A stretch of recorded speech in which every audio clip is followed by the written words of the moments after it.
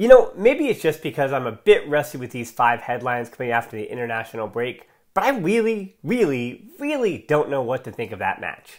As you know, I usually just stick with the game itself, and I don't get too crazy with all the big picture stuff. That's what the podcast is for, of course. But after beating Intercity 4-3 in extra time in a round of 32, I'm worried that it says a whole lot about where FC Barcelona the club is at the moment.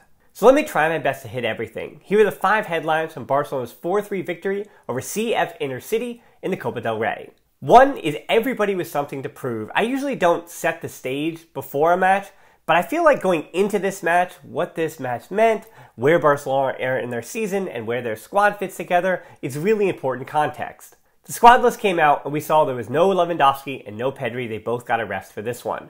And we also saw there was no Barça Athletic players. No Xavi Riyad, no Marc Casado, no Lamine Yamal. And they weren't even on the bench at all. They didn't have a chance to even make their debut. This is all about the first teamers. The biggest Barça Academy connections, other than Balde and Fati and Gavi and the like, were actually on the other team, but we'll get to those youngsters in a second. But for Barca's starting 11 and what they had to prove, it was pretty much everybody. Dembele, World Cup ended, and then against Espanyol, not very good. Ferran Torres always has something to prove, of course. Busquets, has he lost his starting spot? Memphis and Kessié, injuries or not, are they a part of this squad? Araujo, coming back from injury, what could he give? Koundé and Araujo's center backs together for the first time. He says it out knowing if that's actually true this season. Bellerin with a rare appearance. And Pablo Torre getting his second real actual minutes of the season. And finally Iñaki Peña, who returned to his hometown of Alicante with a first team shirt, just finalizing that deal, getting the 13 and being able to actually even play in this match. And I set the stage for this because I know already in the comment section below, the biggest question I am getting is of the starting 11 and even beyond that, how can many of these Barcelona players that we saw feature in this match today consider themselves as worthy of being in this first team squad in a year or 2 from now? How could they ever have a future at this club? Even though it ended in a victory, how does the club not completely clean house after this one, after the performance that they saw from so many of their first team starters, especially those, again, who don't get regular minutes and are fighting for their professional careers? Because the looming negativity of that what if Barcelona had lost to a team that was founded in 2017, that find themselves 16th out of 20 in the 3rd division, a team that is a number of positions below Barça Athletic in their group in the 3rd division of Spanish football. For those who have been with me for a while, you know I almost always try to give as much credit as due to the opponent as possible coming in. Athletic Club, Osasuna, Real Sociedad, those are difficult places to play on the road. Champions League opponents are usually somewhere near the top of their league tables in whatever league they're in around the world. But for Intercity, it was a different story. They were coming in great form. They weren't necessarily a fantastic team full of goal scorers or anything like that. This was a team that on paper, Barcelona should have completely walked all over. So from a narrative perspective, I know that many Culés are not going to let this team get off the hook for this. It is a victory. Yes, they're moving on. But I know Culés are going to get after them and be really trying to find scapegoats for why this game was ever close from the start. 2 is new lows. I'm going to hit you with a really uncharacteristic big picture thing here. Because when this match was 2-2 and then 3-3, it was really hitting me. Because the exhausting part of where Barcelona is with the squad that's constructed is the financial part. It's the part that happens off the field while we're trying to judge what's happening on the field. As The Athletic again reported this week, Barca are at least another year away from anything resembling a transfer window. The club has to shed salary, and big salary, just to comply with the Liga regulations next season. They can't finalize the renewals for Gavi and Balde until they can reduce the wage bill. And in what has been the case for multiple seasons, no other team wants the players who are taking up so much salary. And it's a spiral of despair because Barca's results, falling out of the Champions League, means the income that Barca put forth in the year's budget, which was somehow approved with making the round of 8 in the Champions League and winning La Liga, that means that income is already lower than expected. So next time you hear about certain players sticking around, it's likely not even because the club wants them. It's that physically they can't bring anyone else in. And remember, they are also limited to the number of youth players you can have in a squad. Gavi and Balde still count as such. So as much as you want to bring up a million different players, Torre, his contract is still a youth player contract. Gavi, Balde, as I said, Araujo's extension has not even been added to the salary for this season. It's added for next season that Barca are already having to deal with. These financial troubles are going to keep Barcelona generally with the squad they have for maybe the next season. And I'm not defending the club here. Bartomeu put the club in a complete mess. It was a complete disaster. And then Laporta gambled on that Champions League money and their success this season with that summer transfer window. And I don't want to do the leverage thing. We'll talk about that tomorrow. But that gamble did not pay off because Barcelona failed to reach even the knockouts of the Champions League. But before I review this match, and do look at this match as just what happened here, I know the big thing is going to be about Barca's failure today to barely beat Intercity. But let that bad news just be a case of, I should probably find what's best about the players that Barca does have. Maybe have a little bit of hope in the players that are actually suiting up under Xavi in the squad that he wants for a little bit longer before the club can dig themselves out of this hole. 3 is one of those nights. I would not have had to set the stage as I did if not for Ferran Torres and Ousmane Dembélé both having one of their nights on the same night. That was the problem here. The late first half miss from Ferran Torres was probably his only actual transgression. I thought his movement was good, as it generally usually is. Memphis Depay and he switching from the center where Ferran Torres came inside. Memphis Depay goes out to the left wing, which is not how they started the game, but it was a change that Xavi made that seemed to work to good effect as Barcelona continued to kind of have it floating around the box. They were getting shots even if they weren't on target. 29 shots total in the game tells us that they were trying to pepper that goal. It just wasn't really coming off, or a lot of shots were blocked, and that's some credit to Intercity, which does bring us to the Dembélé part of this. Dembélé had to play extra time, even picked up a knock, because he's the one that didn't deliver the final ball and didn't finish his chances. And I felt so often in this game like Kessié and Koundé, obviously they were the two players around him as the right interior and the right back, but they were trying to put him into the best positions, and I felt like there were even moments where his teammates were looking to be reliant on him, because I think that's part of the message that Xavi has given, that when Lewandowski's out, Dembélé is our guy. We need him to be a major figure.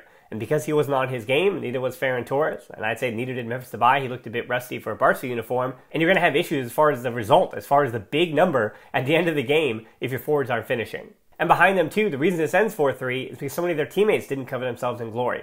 Bellerin, Alonso, same thing coming off the bench. And Franck Kessié, who I want to discuss more tomorrow, did himself no favors with this performance. But there were some silver linings, and when I say one of those nights, and I think a few players actually had nights that they might try to remember, starting with Ronald Araujo, who was able to come back from injury, get a goal, look good, finishing on that corner. The whole sequence, by the way, from that corner, I will give one compliment to Dembélé. There was a long ball from Alba that he, just on a dime, was able to put at his feet before that whole sequence again leads to the corner that Pablo Torre delivers for his first assist with Barcelona. Around Araujo finishes. It's an in-swinging corner. Araujo right at the near post. Easy for him as you like. And then the 18th minute too, Araujo saves a goal. It should have been the 1-1 at that point, but Barca were weak on the counter against everybody, and we'll head over that stuff tomorrow. But Aaron's speed got the best of both Koundé and Araujo getting inside positioning, and then Araujo somehow finds a way to save that from going over the line. Pablo Torre as well. I thought he was getting into dangerous positions right away in the match.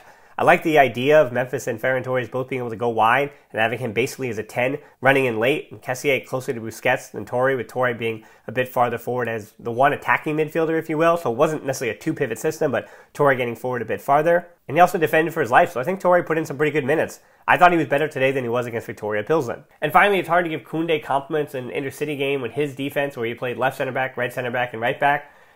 To give him compliments is a bit tough, but I thought he was the best player on the field.